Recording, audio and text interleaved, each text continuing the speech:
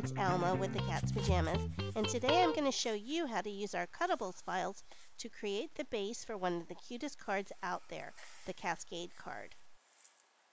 We give you the base and mats for your card. You add die cuts and embellishments to make it your own. The Cascade card may look difficult to make, but our Cutables files make it simple. First, download the file from your email receipt or your TCP account. The file will be a zip file, so just click on it twice to open it. I'm on a Mac, but if you're on a PC, you should also be able to open it. Once you unzip the file, you'll see that you get a bunch of different files: SVG, PDFs, and studio files. The PDF is really good if you don't have a cutting machine. You just follow the dimensions. Mats we give you are made to be cut at actual size. Today I'm going to be using my Sure Cuts a Lot application, so I'm going to be using the SVG files. Let me give you a better look at the screen. That's better. I just click the SVG button and then select the file I want to cut. I want to cut the base, so it will be Cascade Front SVG. And the file opens in my app. I'm going to ungroup the selection and move this cuttable Cascade card to the side. Now I'm going to make sure that each of these pieces is one piece that includes all the slits and the perforations. So select the left-hand piece and click Group, and you'll see it's one piece. I'll do the same with the right-hand side. Select it all and then group. Now with both sides of this card grouped, I can consider the paper I'm cutting. If I'm cutting paper where each side of the paper is different and I want the pattern of the paper to match in the card, I would flip one of these sides. But since I'm cutting paper where the color is the same on both sides, I can leave it the way it is. Now one last thing before we cut. If your cutting machine is like mine, it doesn't like cutting to the edge of the paper like this pattern calls for, so I'm going to reduce the pattern a bit. I'll align the pieces to the top of the cutting mat and group it. Now move them to the dotted circle line right below that.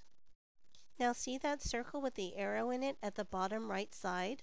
Hold your Shift key and drag the circle to the dotted lines. Holding the Shift key keeps everything in proportion. Now I'm ready to cut.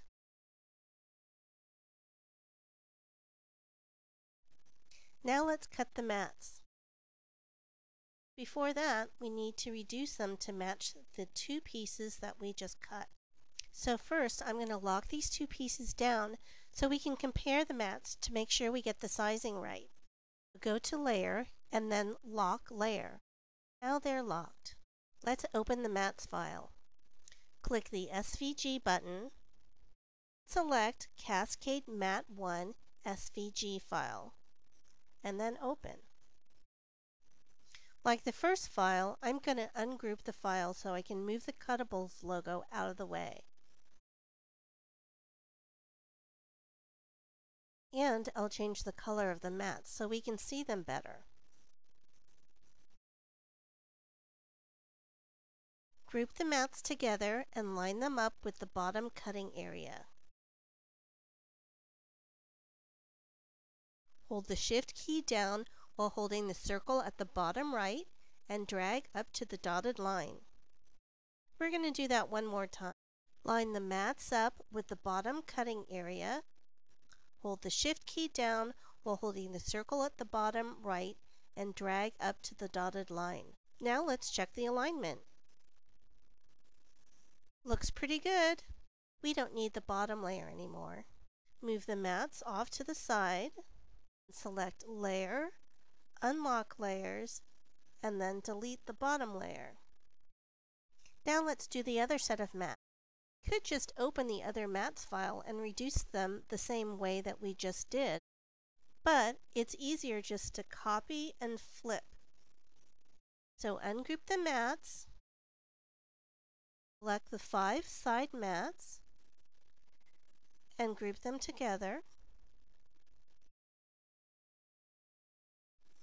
Then select copy, paste,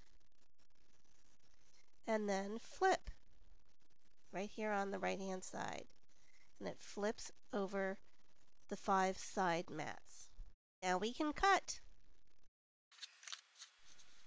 Now here are the 2 pieces that are cut.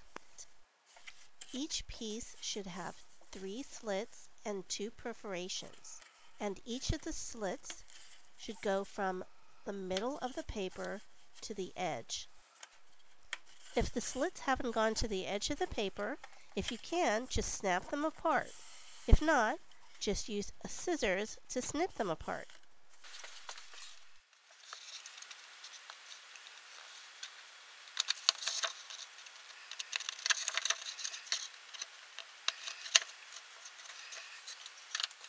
Now let's start folding.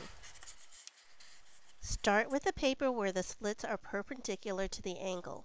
At the perforation after the smallest side, make a mountain fold. Then at the next perforation, a valley fold.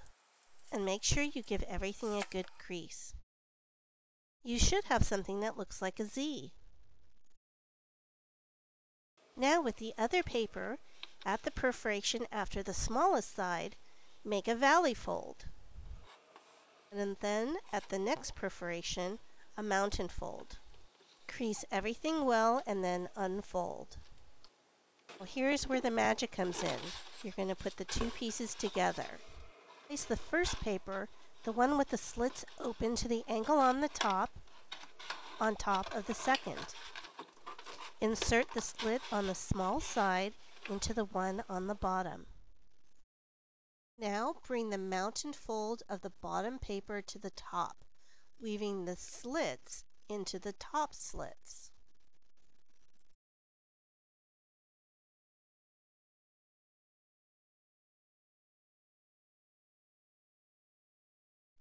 It should look like this.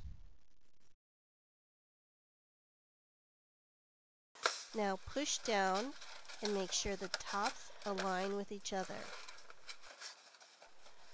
If your tops don't align, like mine don't, you may just have to take a scissors and snip the slits just a little bit longer.